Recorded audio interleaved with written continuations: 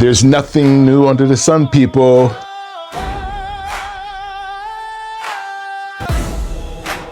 Welcome back. Over these next two videos, we're taking a massive deep into the realm how money really works, so you can build a financial foundation that no economic crisis or big government can tear down. Let's look at what's happening in our world today. Millions of citizens are trapped under modern Western big government systems. You work hard, companies freeze wages, they lay off the staff and dump 2 or 3 people's workloads directly on your desk. When you ask for a raise to match your extra stress or work, they just tell you, sorry, budget is tight right now. They expect maximum output by giving you minimum compensation. It's not fair, and it isn't right, but here's the deeper truth.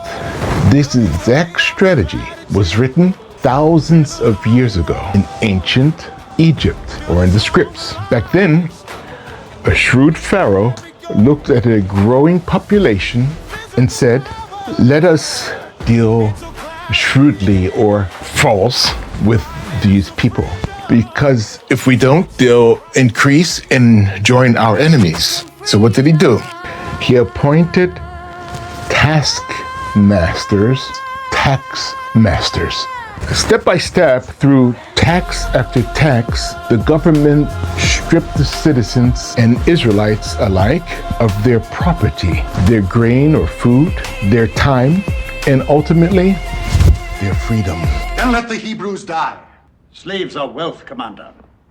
The more slaves we have, the more bricks we make.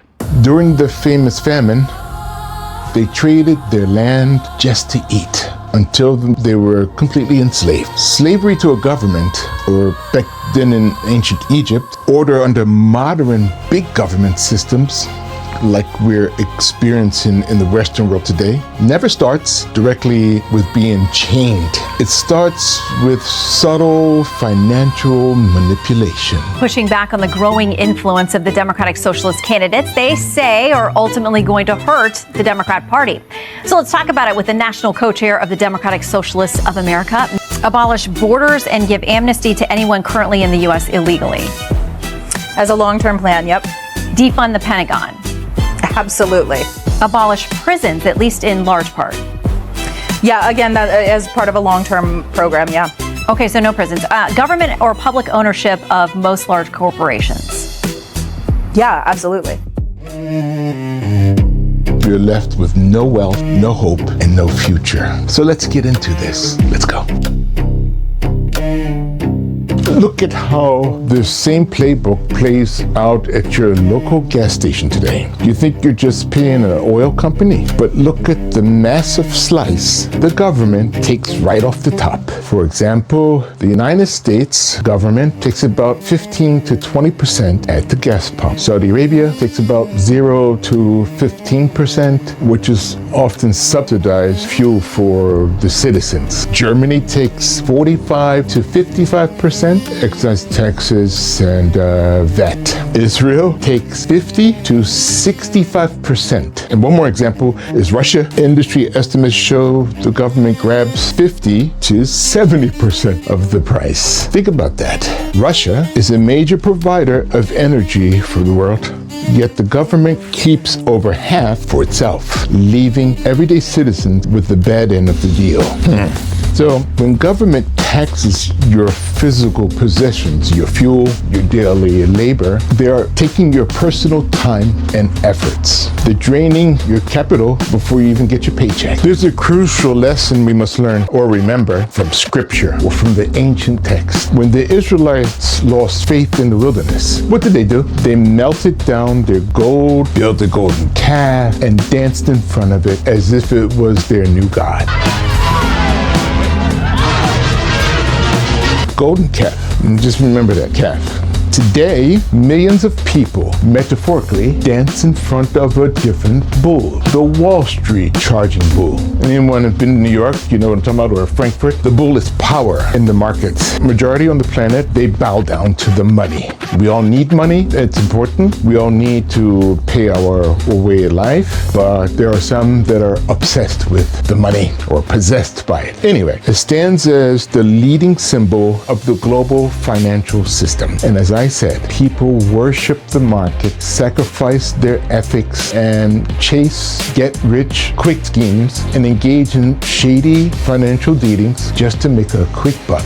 I'm here to tell you, don't worship the system. Keep all of your actions completely ethical in business and in banking. Building capital isn't about greed or, as you would say, idolatry. It's about stewardship, integrity, and freedom.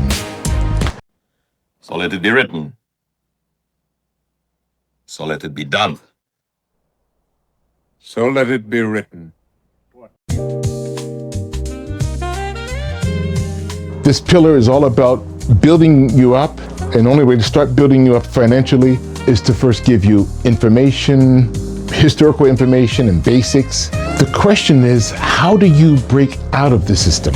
Let's say if you earn an hourly wage as a cashier, a waiter, or a bartender, your bottleneck is time. You only have 24 hours in a day, and working a 14-hour shift might give you a temporary boost, but your time is capped so that your income, it hits a hard ceiling. To build a fortress, I would say become a micro owner. Put small amounts into productive global index funds so that you own a fraction of world-class assets. Number 2, package your work skills. Take your daily skills that you use at your job. It's organizing, managing, scheduling, and offer them directly as a freelance service during your off hours. There's many more ideas. That was just a few examples. And if you're a small business owner, stop running a high-stress job where everything stops if you take a 2-week vacation. Package your knowledge into downloadable guides or online courses, and always move a percentage of your business profits into hard assets outside of your company. Break the chains, open up. It's time to take back control from the taskmasters or tax masters. We're issuing 2 challenges today. One for employees and one for small business owners. Don't just watch this video, you have to take action. Today's challenge for the hourly employee: set up a automated weekly or monthly transfer.